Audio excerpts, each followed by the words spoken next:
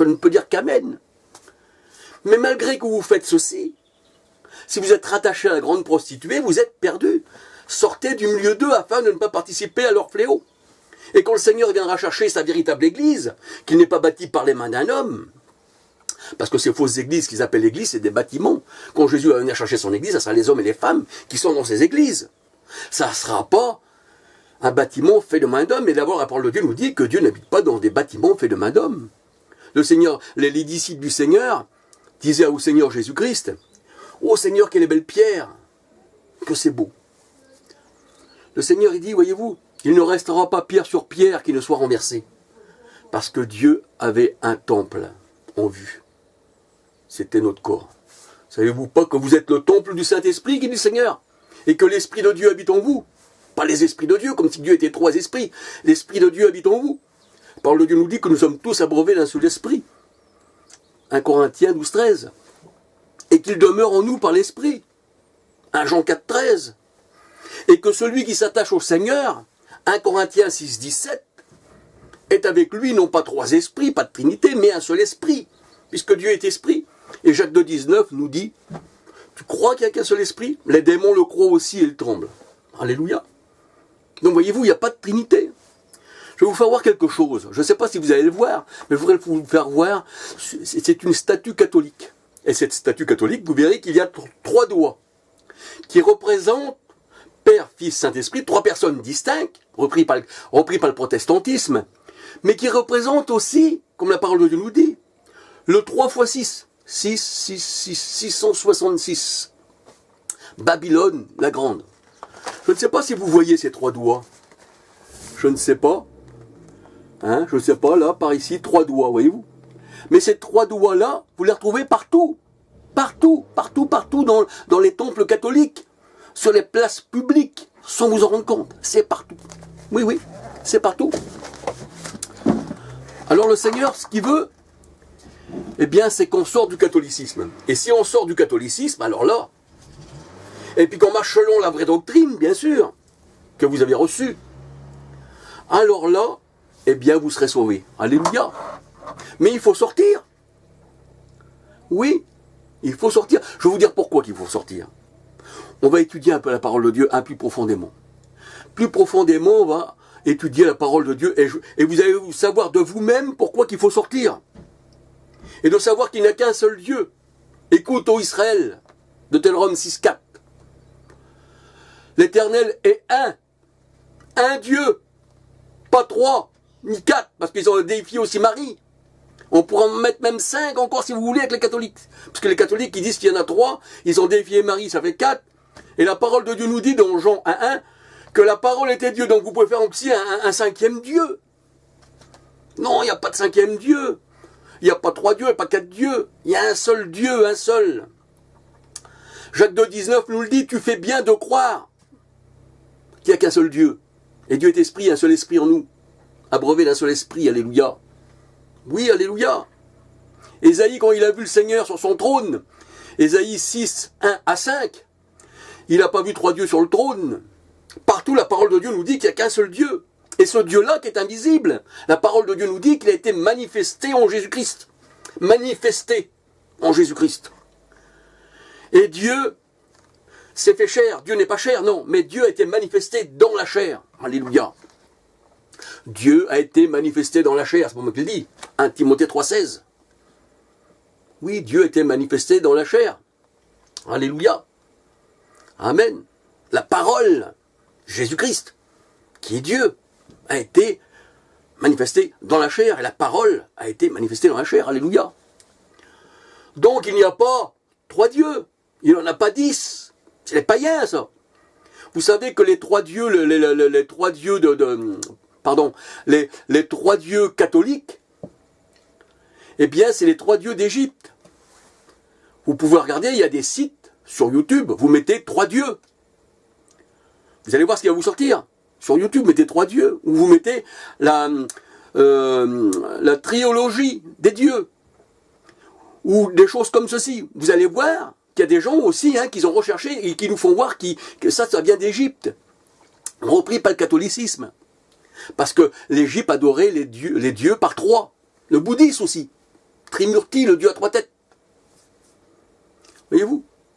Tout ça, ça nous vient du paganisme repris par le catholicisme, et quand les protestants sont sortis, eh bien, sortis, entre guillemets, sont sortis du catholicisme, ils ont gardé, eh bien, ces divinités, ces 3 dieux. Sans le savoir, sans s'en rendre compte, ils adorent les dieux d'Égypte, repris par le catholicisme. Sans s'en rendre compte, ou peut-être qu'ils s'en rendent compte, peut-être qu'ils veulent rester. Le Seigneur, il dit que celui qui a des yeux pour voir, voit, que celui qui a des oreilles pour entendre, entende. Alors je dis que le protestantisme, c'est exactement la même chose que le catholicisme. C'est un peu comme le C25, le véhicule qu'il faisait avant, hein, un véhicule. Hein. Alors Peugeot faisait le C25, et de l'autre côté, il y avait Citroën qui faisait le J5. Allez voir comme ça, il y a juste le logo qui diffère. Oui, c'est la même boîte, mais sauf qu'ils ont changé le logo. Oui, il y a même, aujourd'hui, on peut voir à la télévision, où il y a des marques de chocolat, je ne sais pas si c'est Twix ou quoi, là, les 3 doigts, je ne sais pas quoi. Eh bien, c'est 2 frères. Il y en a un qui coule, et il y en a un autre qui répond. Mais c'est la même boîte. Oui. Et tous ceux qui sont rattachés à la grande prostituée, par leur doctrine, et qui sont sortis de là, comme l'armée du salut, les Gédéons, les baptistes, les anabaptistes, les assemblées de Dieu, les pentecôtistes, les souffleurs, les rieurs, les tombeurs. Et malgré ça, ils ont protesté, ils n'ont jamais du tout protesté contre quelques babioles. Ils ont coulé, la parole de Dieu elle dit, ils ont coulé un moucheron, mais le chameau, il a été avalé, ils ne l'ont même pas bu. Mais malgré qu'ils protestent contre l'Église catholique, protester je ne sais même pas en quoi d'ailleurs, ils protestent aussi entre eux. Ils ne sont même pas d'accord. C'était que des batailles, guerre de religion, massacre. Vous savez que quand Calvin il est sorti du protestantisme, du catholicisme, pardon, ainsi que Martin Luther, Zwingli, c'étaient tous des chefs de guerre, des hommes politiques. Ils se battaient pour des royaumes. Ils sont morts. Oui. Zwingli, je crois bien même qu'il est mort à la bataille de Cappel avec l'épée à la main. Martin Luther était un antisémite. Antisémite. Oui, on va en reparler dans les études. Alors je voudrais vous dire que la parole de Dieu nous dit « Sortez du milieu d'eux, mon peuple, afin de ne pas participer à leurs péchés. » Alléluia. La grande Babylone, la parole de Dieu nous dit, sera détruite en 1 heure. 1 heure. Et celui qui s'attache avec elle, eh bien, en 1 heure, ben, il sera déraciné. Parce que la parole de Dieu nous dit, toute plante que mon Père n'a pas plantée sera déracinée. Comprenez-vous? Ça sera déraciné. Mais le mot racine, ça vient du mot race. Mais je voudrais te poser une question. Que le Seigneur te bénisse, alléluia. Dans mon cœur, il n'y a pas de haine. Comment es-tu enraciné? Es-tu enraciné sur Rome, dont tu en défends la doctrine? Ou es-tu enraciné sur la ville du grand roi qui est Jérusalem? Cherche bien. Sur quoi es-tu enraciné? Jean-Baptiste disait que déjà la cognée était mise à la racine des arbres. Mais c'est à la racine. Et Jésus disait, toute plante que mon Père n'a pas plantée sera déracinée. Et dans le mot racine, il y a le mot race. Et la parole de Dieu nous dit que nous sommes de la race d'Abraham. Mais pas de la race romaine. Une chose que le Seigneur n'a pas plantée. Jésus n'a pas planté Rome. Il n'a pas mis des cardinaux, des seigneurs, des monseigneurs. Il n'a pas fait ce genre d'église là, que les catholiques appellent l'église le bâtiment, alors que l'église du Seigneur, c'est l'assemblée, c'est hommes et femmes, qu'il viendra chercher son église, le Seigneur. Il viendra chercher les hommes et les femmes qui croient en lui, c'est ça la vraie église. Ça, le mot église veut dire ecclesia en grec, homme, femme. Mais quand le Seigneur va venir, il ne va pas venir chercher une cathédrale, une basilique. Non, il n'a pas besoin de ça, le Seigneur. Mais quand vous rentrez dans une église catholique, qu'ils appellent église, eux, vous rentrez dans un cimetière. Oui. Autour de cette église catholique, vous trouvez des tombes. Il y a parfois des églises catholiques où il y a des tombes autour. Et à l'intérieur, il y a aussi des tombeaux de rois décédés. À Lisieux, par exemple, si vous y allez. Sainte Thérèse de Lisieux, il l'appelle. Encore faudrait-il qu'elle soit sainte, cette femme. Elle aurait été sainte, ça aurait appartenu au Seigneur. Mais elle appartenait à la fausse église romaine catholique, qui ont martyrisé, eux, les véritables chrétiens, et qui ont pris la place après des chrétiens, et qui se sont dit chrétiens eux-mêmes, et que maintenant on pense que Rome c'est le centre de la chrétienté alors qu'il n'y a rien à voir. Le Seigneur, il n'a pas planté ça, non, jamais. Le Seigneur a planté la lumière, il n'a pas planté des cadavres, tout ça. Non, alors quand vous rentrez dans l'église catholique, eh bien vous rentrez dans un cimetière. Le Vatican, qui veut dire serpent de vin, est bâti sur un ancien cimetière. Il est bâti sur un ancien cimetière. Serpent de vin. Et la parole de Dieu nous dit que, dans sa parole, le serpent, c'est le diable. Oui, le Vatican est bâti sur un ancien cimetière. Les églises que vous voyez, la plupart, ils sont sur des cimetières. Et on pourrait voir aussi sur Internet, parce que sur YouTube, il y a tout maintenant, celui qui va avoir un peu de jugeote, il y a des gens qui mettent tout là-dessus. Donc, ça nous donne un peu une idée. C'est vrai que c'est la parole de Dieu qu'on doit consulter. La parole de Dieu, elle dit, tu n'iras pas plus loin de ce qui est écrit. Oui, c'est vrai, on ne peut pas aller plus loin. Mais comme ces choses-là qui ne viennent pas du Seigneur, on est bien obligé d'aller plus loin pour savoir d'où ils viennent et le dire aux gens. Vous comprenez? Mais moi, c'est la parole de Dieu, c'est sûr, je ne veux pas aller plus loin. Je ne veux rien écrire, je ne veux rien rajouter, non. De ce qui est écrit, alléluia. Mais je suis obligé de vous expliquer que le catholicisme, c'est pas le Seigneur qui l'a bâti. Non. La parole de Dieu me dit que celui qui croit en Jésus-Christ, eh bien, il est devenu un juif. Dans Jean 4, 22. Le Seigneur de Jésus nous dit que le salut vient des Juifs. Il ne nous dit pas le salut vient de Rome ou du protestantisme. Le protestantisme, il n'y a pas si longtemps que ça existe. Dans les années 1500, dans ces zones-là. Oui. Comme le baptême par immersion, c'est purement catholique. Il y en a qui croient que c'est autre chose. Comprenez? Mais c'est purement catholique. Tertullien, un catholique du IIe siècle. Il n'y avait pas de protestants à l'époque. Au IIe siècle, Tertullien nous dit qu'il fallait se faire plonger 3 fois dans l'eau. C'est ce que nous dit la Didaché, donc catholique, du IIe siècle. Et Tertullien, c'était un catholique. Il n'y avait pas de protestants à l'époque. Il fallait plonger la personne 3 fois dans l'eau, une fois pour chaque personne distincte, en faisant des génuflexions et en faisant des prières. Peut-être le chapelet avec, j'en sais rien. Ça, j'en sais rien, mais peut-être. Donc le baptême par immersion est purement catholique. Les catholiques se faisaient baptiser dans des tombes, baptiser entre guillemets, pour être en communion avec les morts. Oui, ils se faisaient baptiser dans des tombes. Ou des fois dans des coquilles. Vous savez, de ces grandes coquilles. Et la coquille représente le soleil. Parce que la religion catholique, c'est l'adoration du soleil. C'est pour ça qu'ils ont le symbole de la pyramide, le symbole franc-maçon chez eux, qui représente aussi Père, Fils, Saint-Esprit, 3 personnes distinctes. Le symbole franc-maçon que vous retrouvez partout. Ce triangle-là, vous le retrouvez sur les grandes surfaces comme le roi Merlin. Regardez, c'est un triangle. Vous le retrouvez au-dessus des banques. Vous le retrouvez partout, ce triangle. Mais c'est pas le Seigneur. C'est la franc-maçonnerie.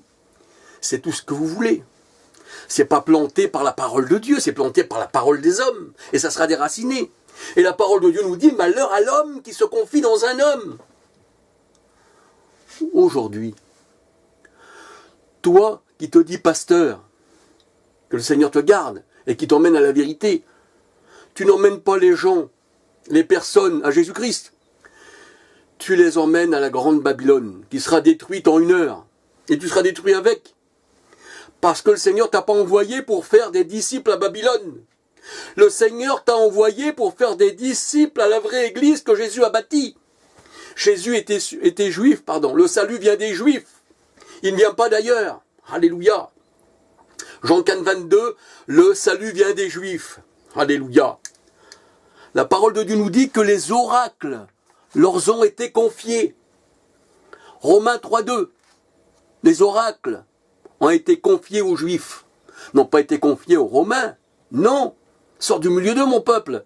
Sors, alléluia, tu es à moi, qui dit le Seigneur. Je t'ai racheté, pourquoi tu te remettrais sous les chaînes? Mais même que tu n'as jamais même été déchaîné. puisque tu ne l'as jamais connu. Mais si tu le connais, tu seras déchaîné, alléluia. Christ nous libère de la servitude, même des religions. Il y en a qui disent, ah ben Christ, moi, il m'a sauvé du tabac. Ben, peut-être, je ne sais pas. Mais moi, il m'a sauvé des religions, alléluia. Amen, alléluia, qu'il est grand notre sauveur, alléluia. Alors les oracles de Dieu leur ont été confiés à qui? Mais aux Juifs. Pas au pape, comme il dit qu'il est leur remplaçant, c'est-à-dire la succession de Saint-Pierre. Et même que le pape, il se dit vicaire du Christ, vicaire qui veut dire remplaçant. Alors que dans Hébreux 9, 24, la parole de Dieu nous dit que Christ a un sacerdoce non remplaçable. Il est sacrificateur à jamais, alléluia. Non, il ne faut pas prendre la place de Christ. Il est mon roi, le roi des Juifs. Alléluia. On n'a pas un roi romain. Et je vais vous dire pourquoi que nous sommes juifs. Alléluia. Alors là, je vous dis que les oracles de l'Éternel ont été donnés aux Juifs. Alléluia. La parole de Dieu nous dit, car de Sion sortira la loi, et de Jérusalem la parole de l'Éternel. La parole de Dieu nous dit, ne nous dit pas, oui, mais de Rome sortira la loi, et sortira aussi la parole de l'Éternel. Non, jamais. C'est de Jérusalem que sort la parole de l'Éternel et la loi. Alléluia. Amen. Je ne sais pas si vous allez dire Amen, mais moi je dis Amen, alléluia. Parce que je crois cela, alléluia. Alors, la parole de Dieu nous dit que Pierre, regardez bien, Pierre forçait les païens à judaïser. Pierre forçait les païens à judaïser. Il n'est pas dit dans la parole de Dieu que Pierre forçait les païens à devenir romains, catholiques, trinitaires. Non. Pierre forçait les païens à judaïser. Et le mot judaïser, on retrouve le mot Juda. Un peu comme les Allemands pendant la guerre, eh bien, mettaient Juden. Ce qui signifie Juda, ce qui signifie juif. Juda. Mais nous, on a été pris parmi les païens. Et Pierre est venu, il nous a forcés à judaïser à nous. Il nous a judaïsés.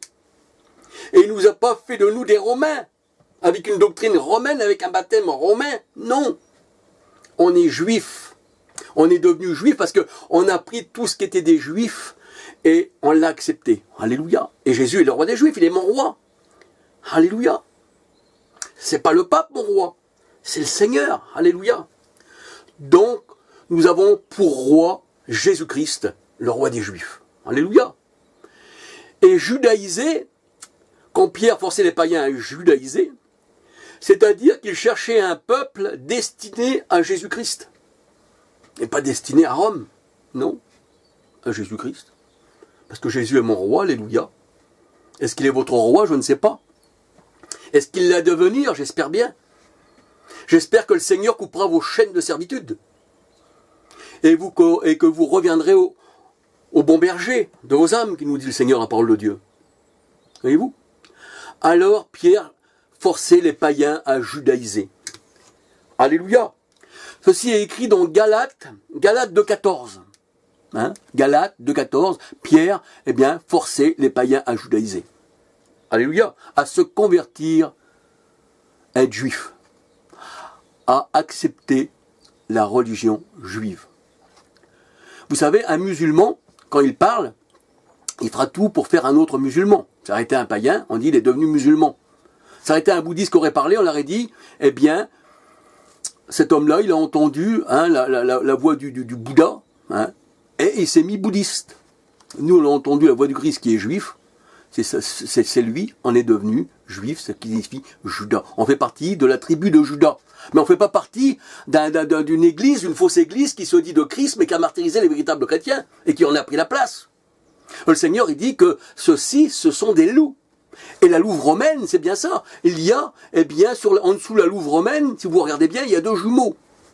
Le protestantisme et le catholicisme qui boivent, eh bien, à la même mer, au même lait frelaté de Rome. J'espère que je ne vous touche pas. Je ne veux pas dire du mal de vous. Mais le Seigneur m'a dit dans sa parole, Charles, ne flatte pas. Parle. Ne flatte pas. Ne flatte pas le péché, mais parle. Malheur à moi, si je plaisais encore aux hommes. Je ne serais pas dans les plans de Dieu. Mais quand je plais au Seigneur en parlant comme ceci, je sais qu'il m'aime le Seigneur, alléluia. Et moi je l'adore, alléluia. Amen, alléluia. Donc c'est vrai que Pierre forçait les païens à judaïser, pas devenir romains, ni protestants, catholiques, pareil, exactement pareil. Alors la parole de Dieu nous dit que maintenant nous sommes fondés sur le fondement des apôtres. Fondés sur le fondement des apôtres, c'est pas être fondé sur un empire païen.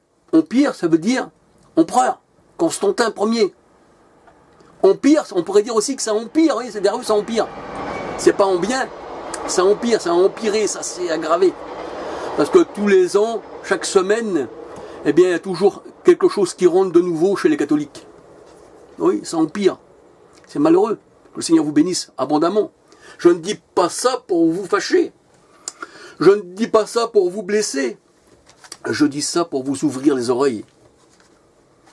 Que le Seigneur me vienne en aide. Parce que je ne veux blesser personne. Parce que Dieu aime tous les hommes. Il veut que la parole de Dieu nous dit que Dieu aime tous les hommes et qu'ils viennent à la connaissance de la vérité et qu'il n'y a aucun qui se perde. Aucun. Donc il veut les sauver tous. Maintenant, libre à vous d'accepter le salut ou de le refuser. De rester à Rome, faire partie des boucs ou des brebis du Seigneur qui seront mis à la droite. Libre à vous. Mais moi, aujourd'hui, je viens vous annoncer ce que le Seigneur a mis sur mon cœur. Aujourd'hui, moi, Charles, je suis seul. Un peu comme Élie qui était seul avec les 400 prophètes de Baal. Moi, Charles, aujourd'hui, je suis seul à vous parler. Parce qu'à chaque fois que je veux parler du Seigneur, eh bien, on se sauve. Pourtant, le Seigneur, il dit, en mon nom, vous chasserez les démons. Si vous êtes de Dieu, pourquoi vous vous sauvez? Au contraire, si moi je suis un démon, vous n'allez pas avoir peur de moi. Parce que la parole de Dieu nous dit, en mon nom, vous chasserez les démons. Mais moi, j'ai pas peur des démons. Non, j'ai peur de rien. Même de mes paroles.